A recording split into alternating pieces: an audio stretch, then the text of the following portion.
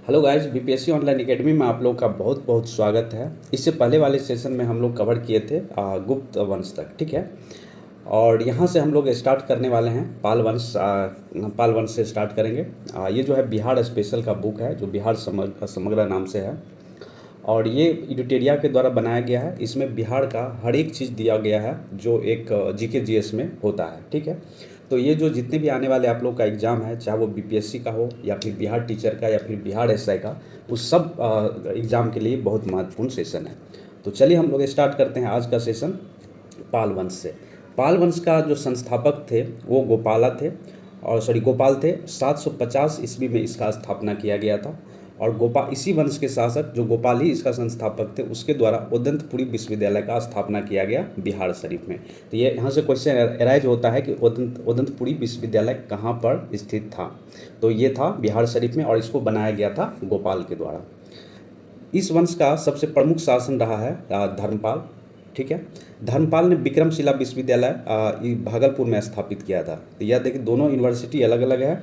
एक गोपाल के द्वारा निर्माण किया गया था और दूसरा जो है विक्रमशिला, ये किया गया था धर्मपाल के द्वारा स्थापित किया गया था भागलपुर में। उदंतपुरी बिहार शरीफ में है और विक्रमशिला जो है ये भागलपुर में है। उसके बाद आता है, एक है सोमपुर महावीरा, ये वर्तमान में बांग्लादेश में है। इसका भी निर्माण जो करवाया गया था, ये धर्मपाल के द्वारा करवाया गया था। धर्मपाल ने त्रिपक्षीय संघर्ष के बारे में आप लोग जानते होंगे, ठीक है।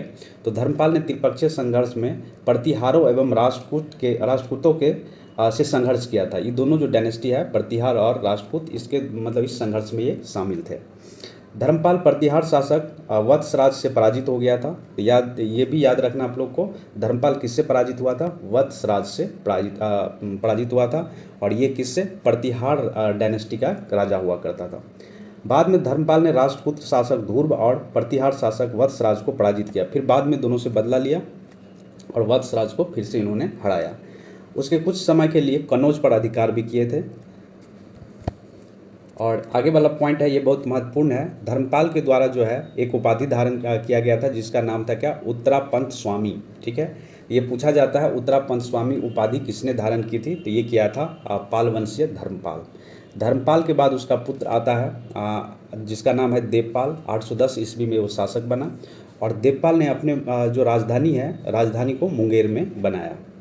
देवपाल ने जावा जिसको इंडोनेशिया कहा जाता है, ठीक है। तो देवपाल ने जावा इंडोनेशिया के शैलेंद्र वंशी शासक, जिसका नाम था बालपुत्र देव, को नालंदा में महावीरा बनाने के लिए 5 गांव दान में दिए थे, ठीक। तो ये यहाँ से भी क्वेश्चन एराइज होता है, ये लाइन एकदम याद रख लीजिएगा।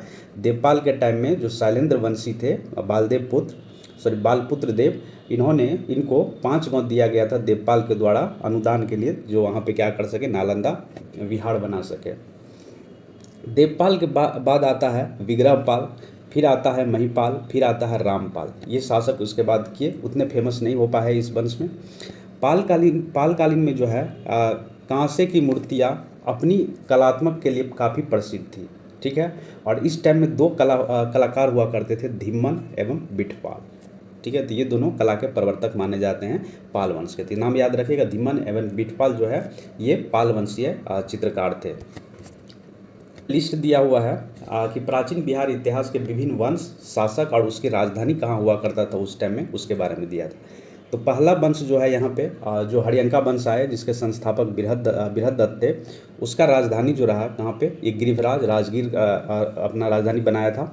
और ये जो गिरिभराज या राजगीर जो है 5 पहाड़ियों से घिरा हुआ होता था। ये मगध की प्रथम राजधानी से हम लोग इनको जानते हैं। बिंबिसार आता है, बिंबिसार अपना राजधानी भी कहाँ पे? गिरिभराज या राजगिरी ही रखते हैं। उसके बाद उज्जैन आते हैं, उज्जैन कहाँ रखते हैं? तो ये पाटलिपुत्रा में। देखिए यहाँ पे जो है बृहदत्त, बिंबिसार के बाद कौन आते हैं? बिंबिसार के बाद आते हैं आपके अजातशत्रु। उसका भी कैपिटल, अपना जो राजधानी है वो भी राजगिरी में बनाते हैं। फिर उज्जैन आते, उज्जैन पाटलिपुत्रा ट्रांसफ़र कर देते हैं। फिर उसके बाद आते हैं शिशुनाग डायनेस्टी। तो शिशुनाग के द्वारा कैपिटल ट्रांसफ़र कर दिया गया था वैशाली। फिर काला अशोक जो शिशुनाग डायनेस्टी के ही राजा हुआ करते थे, वो अपना फिर से जो कैपिटल लाया पाटलिपुत्रा ला लिया। फिर नंद वंश आता है, नंद वंश का भी कैपिटल जो राजधानी था वो पाटलिपुत्र ही था। फिर मौर्य वंश, ठीक है, चंद्रगुप्त मौर्य के द्वारा स्थापित किया गया था। इसका भी कैपिटल जो है पाटलिपुत्रा ही बनाया गया था। उसके बाद आप लोग पढ़े होंगे कुषाण डायनेस्टी, ठीक है। तो कुषाण डायनेस्टी का दो क्या राजधानी हुआ करता था, एक था पुरुषपुर और दूसरा था मथुरा। पुरुषपुर जो वर्तमान में पेशावर के नाम से हम लोग जानते हैं, जो अभी पाकिस्तान में है। फिर आता है गुप्त वंश, जिसको श्री गुप्त के द्वारा स्थापित किया गया था। ये भी अपना राजधानी पाटलिपुत्रा ही बनाए थे। फिर आते हैं पाल वंश। अब पाल वंश जो अपना राजधानी बनाए थे वो कहाँ पे, मुंगेर में, ठीक है। मतलब पाल वंश के टाइम में मुंगेर में स्थानांतरित किया गया था। तो ये था कुछ शासक और उसके राजधानी का नाम। कवर करने वाले हैं प्राचीन बिहार इतिहास के कुछ प्रमुख साहित्य के बारे में हम लोग देखेंगे। और देखिए यहाँ पे पहला है अर्थशास्त्र। अर्थशास्त्र लिखा गया था कौटिल्य के द्वारा। कौटिल्य का दूसरा नाम ही विष्णुगुप्त और चाणक्य भी कहा जाता है इनको। ये राज प्रबंधन के लिए प्रसिद्ध थे, इनकी विशेषता थी ये। फिर बुद्ध चरित्र ये लिखा गया था अश्वघोष के द्वारा। बौद्ध धर्म का महाकाव्य है ये। प्रज्ञा परमिता। फिर उसके बाद एक बुक आता है प्रज्ञा परमिता, ये नागार्जुन के द्वारा लिखा गया है। ये शून्यवाद का सिद्धांत इसमें दिया गया है। फिर अगला बुक है शिव की, ये वेंगसांग के द्वारा लिखा गया है। भारत का एक यात्रा वृत्तांत है, जो अपने इंडिया में आए थे तो उसी दरम्यान ये लिखे थे। और कितने साल वेंगसांग भारत में रहे थे कमेंट बॉक्स में बताइए, और कौन से ईस्वी में ये आए थे भारत। अगला बुक है इंडिका, ये मेगास्थनीज के द्वारा लिखा गया। इसमें मौर्य साम्राज्य का विवरण मिलता है। फिर एक बुक है मिलिंद पानो, ये नागसेना के द्वारा लिखा गया है। और ये जो है ये बुक है कि एक जो शासक हुआ करते थे मिनेंडर और नागसेना के बीच जो वार्तालाप हुआ था बौद्ध धर्म से रिलेटेड, उसी का एक संग्रह बनाया गया। तो उनका बुक का नाम है मिलिंद पानो, जो नागसेना के द्वारा लिखा गया। ललित विस्तार, ये बुक है कौन लिखा गया है तो अननोन है, लेकिन ये बुद्ध की लीलाओं का वर्णन इसमें मिलता है। फिर एक बुक आता महावंश, ये श्रीलंका के राजाओं का वर्णन इसमें मिलता है। और उसी टाइम में दीपवंश और महावंश, ये दोनों श्रीलंका के बुक है और इसमें बौद्ध धर्म से रिलेटेड है।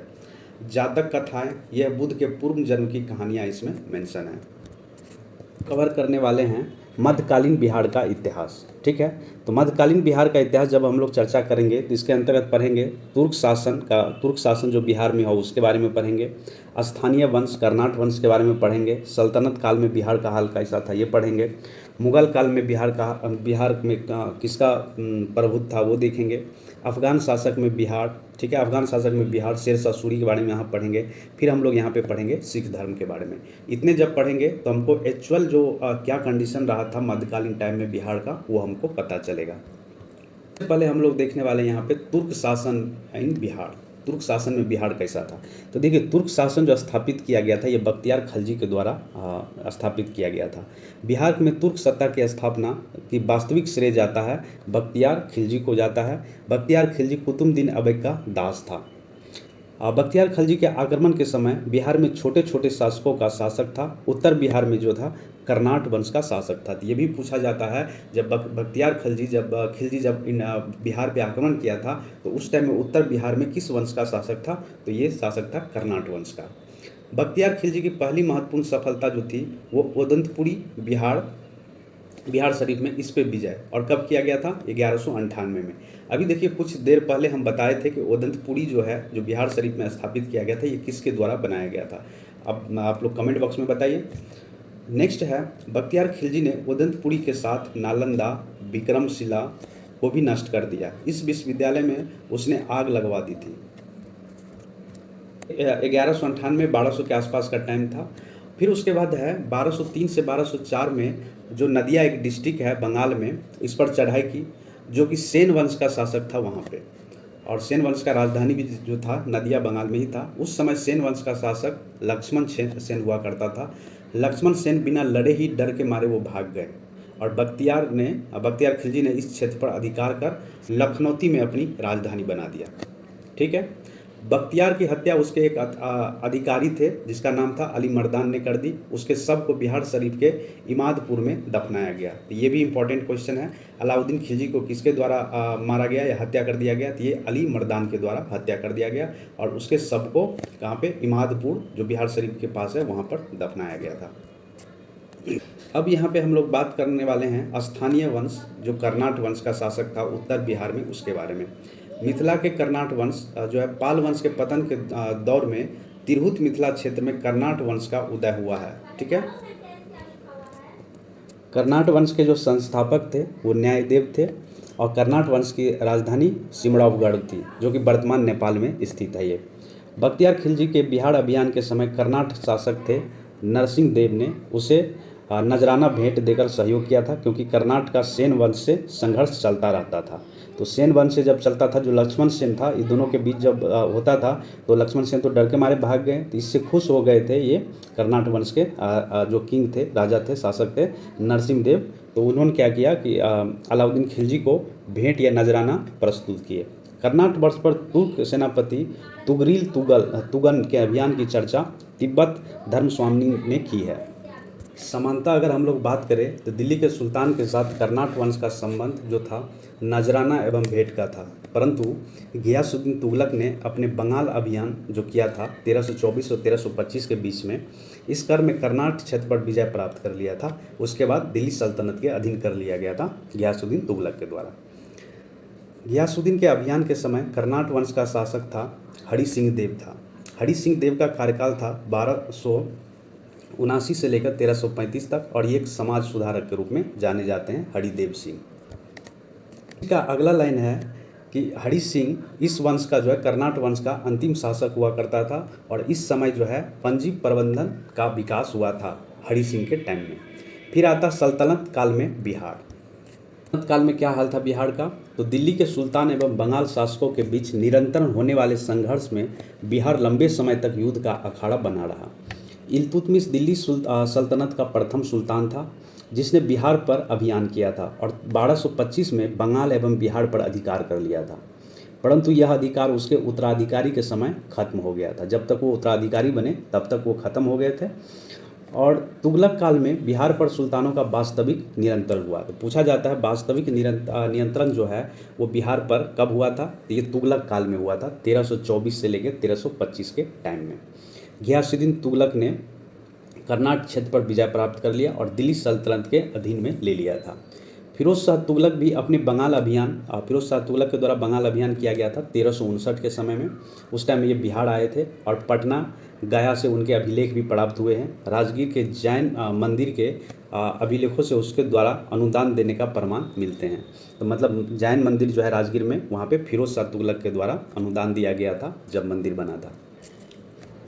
तो इसका उल्लेख मिलता है वहाँ के अभिलेखों से। आगे है कि तुगलक काल में बिहार की राजधानी बिहार शरीफ थी। उस काल में बिहार शरीफ का नगर बौद्ध धर्म का प्रमुख केंद्र था। ठीक है, बौद्ध धर्म का प्रमुख केंद्र था उस टाइम में बिहार शरीफ। तुगलक काल में बिहार के प्रशासन में सबसे महत्वपूर्ण नाम मलिक इब्राहिम का है, जो मलिक बेया कहलाते थे। इसका मकबरा बिहार शरीफ में पहाड़ियों पर स्थित है। ठीक है, फिर उसके बाद आता 13वीं शताब्दी। 13वीं शताब्दी के मध्य में मिनहाज की रचना, जिसका नाम है बुक का क्या, तबकाते नासरी में बिहार का नाम उल्लेख किया गया। अब देखिए अफ़गान के शासक जो बिहार में आए उस टाइम में बिहार की स्थिति क्या था वो हम लोग यहाँ पे देखेंगे। तो सिकंदर लोदी जो कि 1495-96 ईस्वी में दरिया खान नूहानी को बिहार में प्रशासक या राज्यपाल नियुक्त किया। तो याद रखिएगा दरिया खान नूहानी जो है ये राज्यपाल बना के किसने भेजा था, तो ये भेजा था सिकंदर लोदी। और ये कहाँ से आए थे, तो ये अफ़गान के शासक थे। इब्राहिम लोदी की मृत्यु के बाद दरिया खान नूहानी का पुत्र बढ़ा खान नूहानी ने स्वतंत्र सत्ता की घोषणा कर दी। दूसरी ओर अफ़गान शासक महमूद लोदी बाबर से बचने के लिए बिहार आ गया था। अब बाबर ने 1529 ईस्वी में घाघरा के युद्ध में बिहार के इन अफ़गानों को पराजित कर दिया, और घाघरा के बाद बिहार में शेर शाह के नेतृत्व में पुनः अफ़गानों का उदय हुआ। ठीक है, अब ये अफ़गान शासक जो कि शेर शाह सूरी के बारे में है, तो इसको थोड़ा देख लेते हैं हम लोग। शेर शाह सूरी का जन्म 1486 में हुआ था। इसके पिता का नाम हसन खां जो कि सासाराम के जागीरदार थे। शेर शाह के बचपन का नाम फरीद खां था।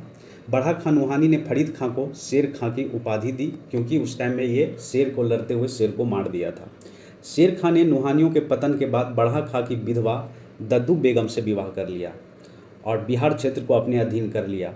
शेर खां 1534 ईस्वी में सूरजगढ़ की लड़ाई में बंगाल को पराजित कर उस पर अधिकार कर लिया, और 1539 का टाइम था जब चौसा का युद्ध हुआ था, जो कि किसके किसके बीच लड़ा गया था, हुमायूं और शेर शाह के बीच युद्ध हुआ था, जिसमें हुमायूं को पराजय हुआ था। और तब से वो अपने नाम के आगे क्या लगा लिए, शेर शाह लगा लिए। ठीक है, मतलब पहले फरीद थे तो फिर उसके बाद शेर शाह वो अपने नाम में उपाधि लगवा लिए थे। उसके बाद आता है 1540 का युद्ध। इसमें आता है कनौज या बिलीग्राम का युद्ध कहा जाता है इसको। कनौज और बिलीग्राम का युद्ध दोनों सेम ही चीज़ है। ये 1540 में लड़ा गया था। इसमें भी क्या किया, हिमायूं को पराजित कर दिया और दिल्ली में जो है सूर्यवंश की स्थापना हो गया। और उसके ये युद्ध के बाद हिमायूं जो है इंडिया छोड़ के भाग गए। फिर 1541 का टाइम आता है। इसमें शेर शाह ने पटना में एक दुर्ग का निर्माण करवाया। इस नगर को बिहार की राजधानी बनाया। इसका वर्णन हमको मिलता कहाँ से, अब्दुल्ला के तारीख़ दाऊदी से मिलती है इसका वर्णन कि पटना को राजधानी बनाया गया था शेर शाह सूरी के द्वारा 1541 में।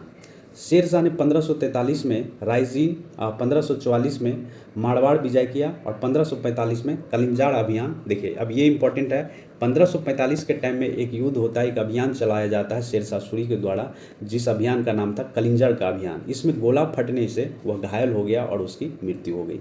तो पूछा जाता है कि शेर शाह सूरी का मृत्यु किस अभियान के दौरान हुआ था। ये कलिंजाड़ के अभियान के दौरान हुआ था 1545 में। शेर शाह ने अपने जीवन काल में ही सासाराम में इंडो इस्लामिक सत्यापन कला पर आधारित मकबरा का निर्माण करवाया था। शेर शाह की मृत्यु के बाद उसके पुत्र का नाम था इस्लाम शाह ने इसे बनाया था। कृत्रिम झील के मध्य में स्थित यह इस्लाम जो है अष्टकोणीय, यह आकार जो है इमारत अष्टकोणीय है और एक लाल बलुआ पत्थर से इसका निर्माण करवाया गया है। और हम लोग अगर बात करें शेर शाह का, तो रोहतास का किला भी शेर शाह के द्वारा बनाया गया था।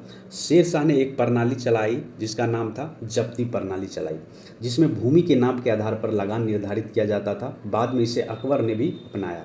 तो ये भी पूछा जाता है शेर शाह का कौन सा प्रणाली जो है अकबर के द्वारा अपनाया गया था, तो वो प्रणाली था जब्ती प्रणाली। नेक्स्ट है शेर शाह का शासन सुव्यवस्थित शासन प्रणाली के लिए प्रसिद्ध था। उसने संचार व्यवस्था, डाक व्यवस्था, सैन्य व्यवस्था, राजस्व व्यवस्था में व्यापक सुधार किए थे उस टाइम में। शेर शाह के बाद उसका पुत्र जलाल खां इस्लाम शाह की उपाधि के साथ गद्दी पर बैठा। बाद में सूरवंश के 3 भागों में बंट गया। 1555 ईस्वी में मच्छीबाड़ एवं सरहिंद के युद्ध में हिमायूं ने सिकंदर सूरी को पराजित कर सूरवंश की अंत कर दिया यहाँ पे। ठीक है, वंश का ख़त्म हो जाता है, सूरवंश अंत हो जाता है, जहांगीर के द्वारा किया जाता है। फिर से बिहार जो आ जाता है मुग़ल काल में, मतलब मुग़ल में परिणत हो जाते हैं, मतलब फिर से मुग़ल का सत्ता स्थापित हो जाता है बिहार में।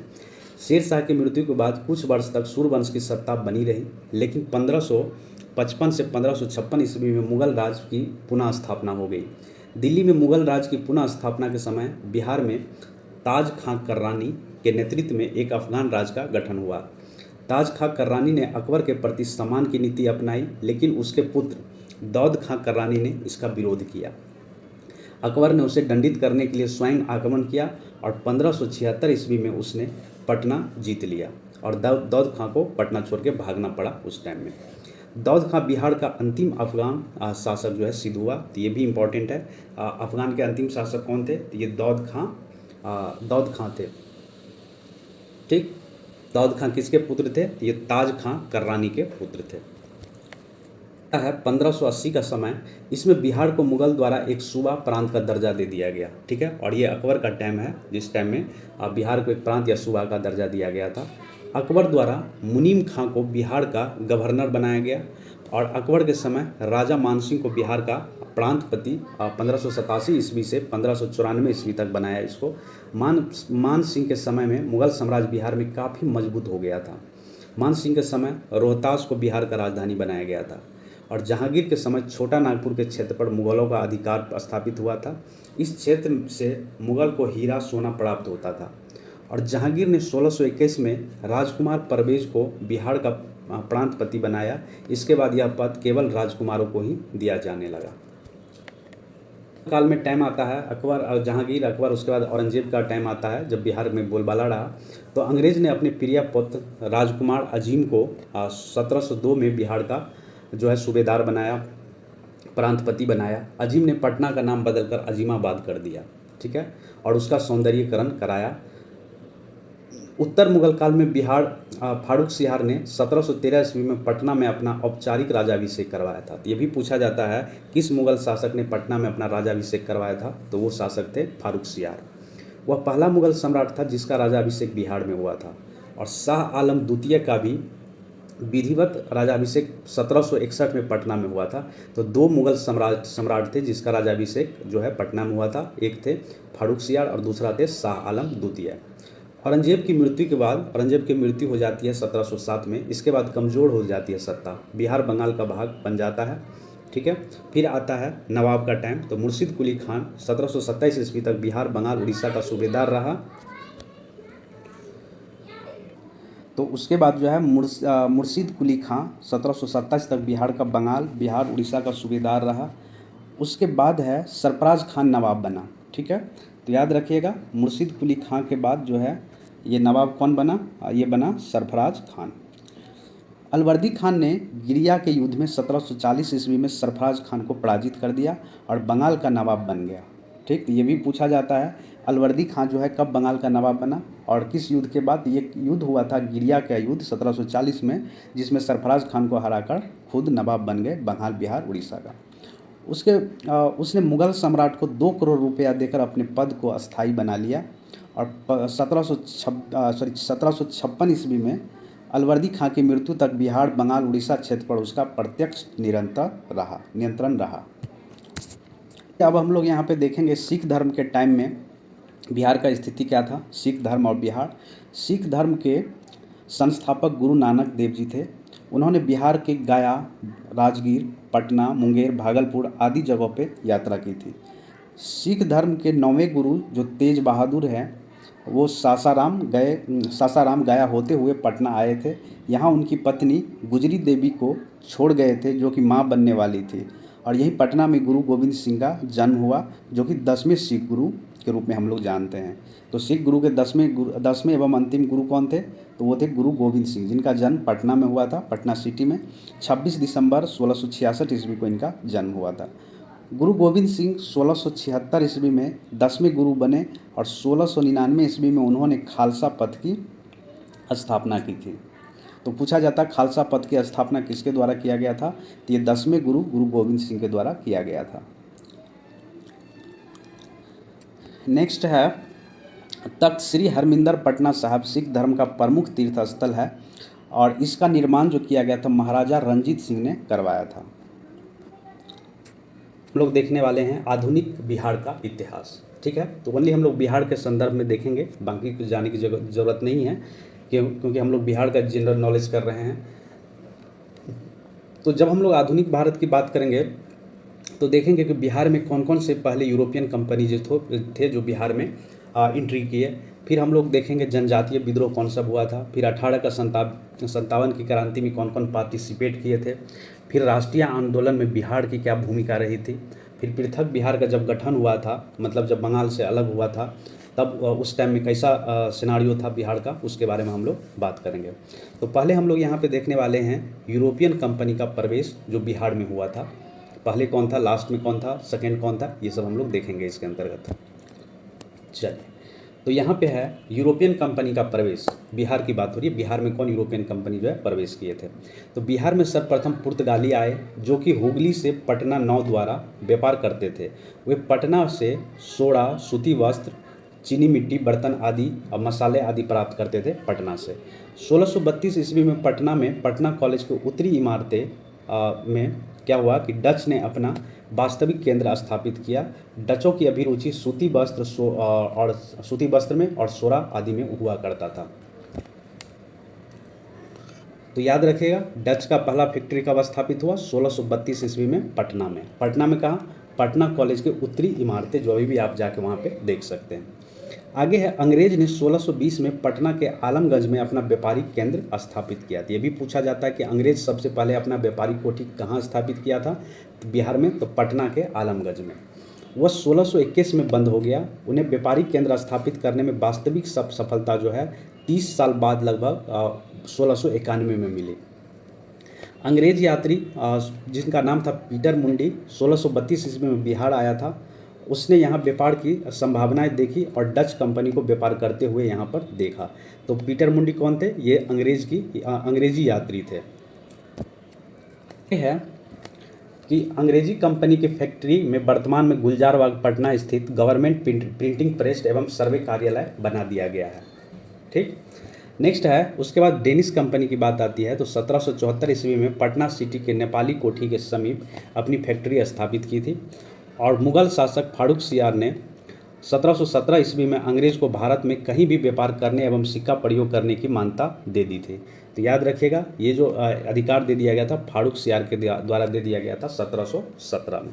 इस घोषणा को ईस्ट इंडिया कंपनी का मैग्ना कार्टा कहा जाता है। ठीक है, जो फारूक सियार दिए थे, फरमान जारी किया था, उसको क्या कहा जाता है? ईस्ट इंडिया कंपनी का मैग्ना कार्टा। आगे है बंगाल, बिहार एवं अंग्रेज। अंग्रेज कंपनी को 1717 ईस्वी में व्यापारिक अधिकार प्राप्त हो गया। और किसके द्वारा ये दिया गया था? तो ये दिया गया था फारूक सियार के द्वारा। अब फारूक सियार कौन थे? तो ये मुगल शासक थे। दूसरी ओर बंगाल के नवाब अलवर्दी खान ने मुगलों से हटकर स्वतंत्र सत्ता चला रहे थे, अतः व्यापारिक हितों के लिए संघर्ष का मतलब स्वाभाविक था कि वहाँ पे क्या हो? संघर्ष होगा, क्योंकि उस टाइम में जो बंगाल के नवाब हुआ करते थे अलवर्दी खां, वो मुगल से हटकर अपना स्वतंत्र सत्ता स्थापित किए थे। तो इसलिए वहाँ पे जब अंग्रेज व्यापार करते थे तो दोनों में संघर्ष का मतलब संघर्ष चलता रहता था। फिर आता है 1756 के बाद 56 ईस्वी। इसमें अलवर्दी खां की मृत्यु हो जाती है और उसके बाद उसका नाती सिराजुद्दौला ने बंगाल का नवाब का पद संभालता है। 23 जून 1757 को अंग्रेज एवं सिराजुद्दौला के मध्य एक युद्ध होता है, जिस युद्ध का नाम है प्लासी का युद्ध, जिसमें सिराजुद्दौला को पराजित कर दिया जाता है। उसके बाद मीर जाफर को कठपुतली नवाब बनाया। ठीक है, मतलब अगर पूछा जाएगा प्लासी के युद्ध के बाद बंगाल का नवाब कौन बना, तो मीर जाफर बना। ठीक, 1760 में मीर जाफर की जगह उसके दामाद मीर कासिम को नवाब बना गया। ठीक है, बनाया गया। मीर कासिम ने अंग्रेज के हस्तक्षेप को कम करने के उद्देश्य से अपनी राजधानी जो है मुंगेर स्थानांतरित कर लिया। कहाँ से? मुर्शिदाबाद से मुंगेर स्थानांतरित कर लिया। स्थानीय व्यापारों पर से करों को समाप्त कर दिया। उसने ब्रिटिश व्यापारियों को परेशानी होने लगी। अंग्रेज ने 1763 ईस्वी में मीर कासिम को हटाकर पुनः मीर जाफर को जो है नवाब बना दिया। 1763 में मीर कासिम का भागकर पटना आ गया। मीर कासिम जो है 1763 में भागकर पटना आ गए और पटना में उसने अंग्रेज फैक्ट्री पर अधिकार कर लिया। उसके बाद क्या होता है कि उसके बाद अवध के नवाब जो सिराजुद्दौला थे और मुगल के शासक जो बहादुर शाह आलम द्वितीय से मिला, तीनों की संयुक्त सेना एवं अंग्रेज की सेना जो लीड करते थे हेक्टर मुनरो के नेतृत्व में 22 अक्टूबर 1764 को बक्सर का युद्ध होता है। इस युद्ध में संयुक्त सेना की हार हो जाती है, मतलब कि अवध के नवाब सिराजुद्दौला, मुगल बादशाह शाह आलम द्वितीय और बंगाल के नवाब मीर कासिम, ये तीनों को संयुक्त सेना को पराजित कर दिया जाता है अंग्रेज के द्वारा। और 12 अगस्त 1765 को एक संधि पे साइन किया जाता है। उस संधि को जानते हैं इलाहाबाद की संधि के नाम से। इसके तहत मुगल सम्राट शाह आलम द्वितीय को 26 लाख रुपया वार्षिक के बदले ईस्ट इंडिया कंपनी को बिहार, बंगाल और उड़ीसा का दीवानी लगान अधिकार देना पड़ा। ठीक है, तो ये 26 लाख रुपया किसको दिया जाता? जो शाह आलम द्वितीय थे मुगल सम्राट, उसको देना था, उसको दिया जाता अंग्रेज की तरफ से। और इसके बदले में जो बिहार, बंगाल और उड़ीसा का दीवानी राइट था वो अंग्रेज को मिलना था और मिल भी गया। 1766 का टाइम आता है। 1766 ईस्वी में पटना स्थित अंग्रेजी फैक्ट्री के मुख्य अधिकारी जो थे, जिनका नाम था मिडलटन, को राजा धीरज नारायण और राजा सिताब राय के साथ एक प्रशासनिक मंडली का सदस्य बनाया गया। तो ये दोनों नाम इंपॉर्टेंट है, धीरज नारायण और राजा सिताब राय। और 1767 में धीरज नारायण को हटाकर सिताब राय को कंपनी का नया दीवान बनाया गया। देखिए, ये तो अधिकार तो प्राप्त कर लिए, दीवानी अधिकार जो ईस्ट इंडिया कंपनी थे वो अधिकार तो प्राप्त कर लिए, लेकिन वो जो टैक्स वसूलने का काम होता था वो हमारे जो बिहार या बंगाल के आदमी होते थे उसी से वसूलवाया करते थे वो। तो 1770 में बंगाल बिहार क्षेत्र में भीषण अकाल पड़ा था। 1770 में बंगाल, बिहार और उड़ीसा में जो है भीषण अकाल पड़ा। पटना, भागलपुर, दरभंगा, पूर्णिया में अकाल का प्रकोप जो भयानक था। 1783 ईस्वी में बिहार में पुनः अकाल पड़ा और जांच अधिकारी जो थे जॉन शोर ने एक अन्नगार का निर्माण का सुझाव दिया। इसके मुख्य रूप से 1784 ईस्वी में पटना में ब्रिटिश इंजीनियर जॉन गरास्टिन गोलघर का निर्माण कराया था। तो याद रखिएगा, पूछा जाता गोलघर का निर्माण किस ब्रिटिश इंजीनियर ने किया था, तो जॉन गरास्टिन के द्वारा किया गया था। और उस टाइम में कौन थे अधिकारी? जॉन शोर अधिकारी हुआ करते थे। ठीक है, तो आज का सेशन हम लोग यहीं तक रखते हैं, क्योंकि आधा घंटा का 30 मिनट का वीडियो हो गया है। ज़्यादा करेंगे तो ज़्यादा लंबा हो जाएगा, और उतना लंबा वीडियो देखने में आप लोगों को परेशानी भी होगी। तो thank you for watching BPSC online academy. अच्छा लगा तो सेशन को लाइक करिए, शेयर करिए, सब्सक्राइब करिए। मिलते हैं अगले सेशन में अगले टॉपिक के साथ। ठीक है, धन्यवाद।